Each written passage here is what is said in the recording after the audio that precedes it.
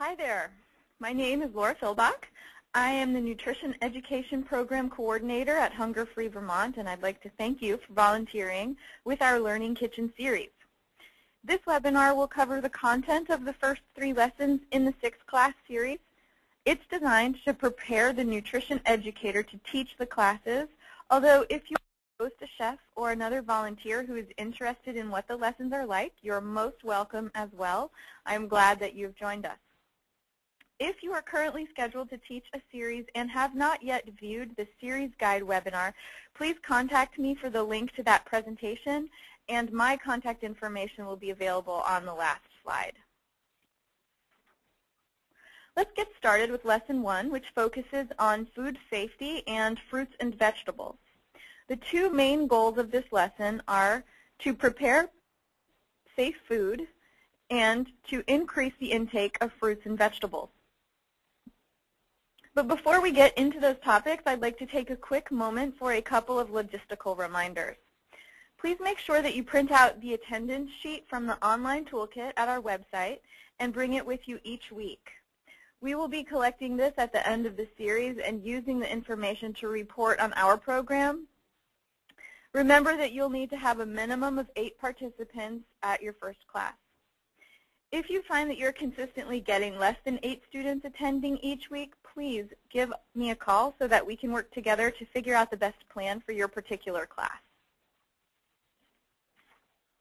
The second logistical note is to remind you to administer the pre-evaluation at the beginning of your first class. Like the attendance sheet, these can be found in the online toolkit at our website, www.hungerfreevt.org. Remember to market this carefully, and please avoid calling it a test.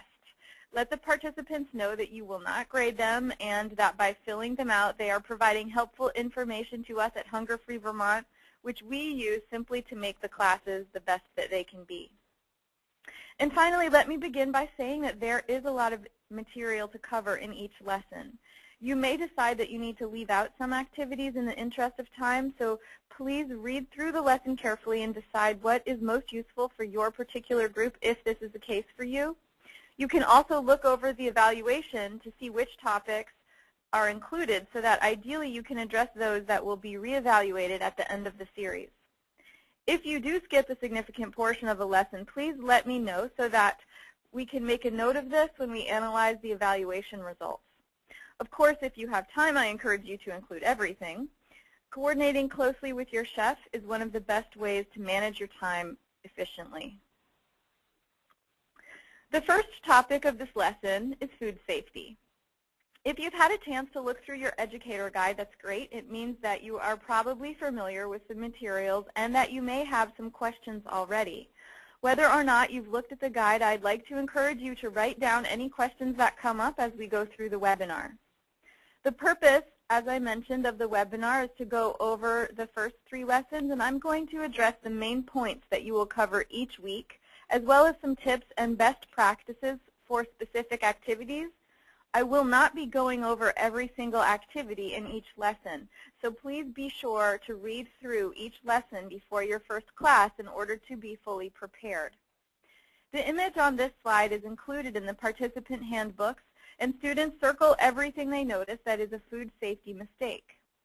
The purpose of this exercise is to get them to notice what is wrong in the kitchen and use what they notice as the basis for a discussion about proper food handling techniques.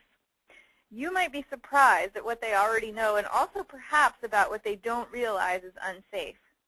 This activity is followed by an activity focused on proper hand washing, which you will reinforce each week before cooking. The materials kit contains paper food models like the ones pictured here that you will use for a variety of activities throughout the series. In this lesson, students take turns pulling statements out of a bag and matching them to the corresponding food model. For instance, one of the statements reads, "When eaten raw, 1 cup of this is equal to a serving. When cooked, 1/2 cup counts as a serving. The dark-colored vegetable provides many vitamins as well as iron, which helps your blood deliver those vitamins to your body's cells." Now, if you would have matched that to the spinach, you would have been correct. Here's another example. A quarter cup of dried fruit like this one is equal to a serving. Dried fruit tastes great and can be stored much longer than fresh fruit. Of course, this refers to the raisins, although note that your kit may contain a different dried fruit such as apricots or dried apples. You might have noticed that these statements refer to a serving size of that food. You may be able to see that the food models also show actual size examples of a serving, and recognizing serving sizes is something that we try to teach in the Learning Kitchen. So once we know what a serving or a 1 cup equivalent looks like, the next step is knowing how many of these we each need every day, which is where the My Pyramid handout that we discussed in the series guide webinar comes in. This is the time when students will use the chart to calculate their own personal recommendations. I like this activity because it not only helps people understand portion sizes, but it also emphasizes the importance of why eating certain fruits and vegetables are good for us and what they do for our bodies. Because we all know that eating fruits and vegetables is important, and this shows why eating a variety of fruits and vegetables is important. Another point that I would like to make in this lesson is to eat lots of colors in order to get all of the benefits we've talked about. So encourage them to eat right with color. The taste test is a good way to get your class thinking about why they like or don't like certain foods. Your shopper should provide 3 to 5 fruit and vegetable samples testing party. Have each sample ready to pass out and ask students to be food critics. They will sample each food and write their rating in the Rate Your Fruits and Veggies handout. Use this as an opportunity to talk and think about eating produce and why or why not we like specific tastes and textures. When I did this activity at home, my husband discovered that he favors crunchy fruits over soft ones, like apples instead of bananas. Although he likes the flavor of soft fruits in recipes like smoothies or breads, he hadn't realized that texture was such an important factor in his preferences. This helped him understand why he hardly ever eats the banana he packs in his lunchbox. So now he can choose foods he knows he will enjoy eating. Here's what the first week's take-home challenge looks like. Students are challenged to track their produce intake for 3 days and strive to meet their personal daily recommendation. I'd like to encourage you to do this as well so that you can have some insight into the follow-up discussion at your second lesson. And let me take a moment for a brief note on the participant handbooks that you will be giving to each student. If it is not likely that the kids will bring them back each week, you may want to offer to keep them at school. However, if you do this, you will need to make extra copies of the take-home challenge and recipes to send home for them to refer to throughout the week. If you do want to send the books home with the kids, I would recommend making some extra copies of the in-class activities to have in class in case someone forgets to bring their handbook back, which is not uncommon. Also, you can offer to give extra copies of the take-home challenge for family members. Some families might enjoy posting these on the fridge and all trying to meet the challenge together. The topic for Lesson 2 is whole grains. The goal for this lesson is to increase the intake of whole grains. The first part of the lesson focuses on grains and serving sizes. The shopper should provide a box of cereal, and you will need to have bowls on hand so you can ask a few volunteers to pour out a typical serving. Next, you'll have them measure how many cups are in the bowl. So you'll want to ask them if the bowl you provided is similar to the bowl they might use at home.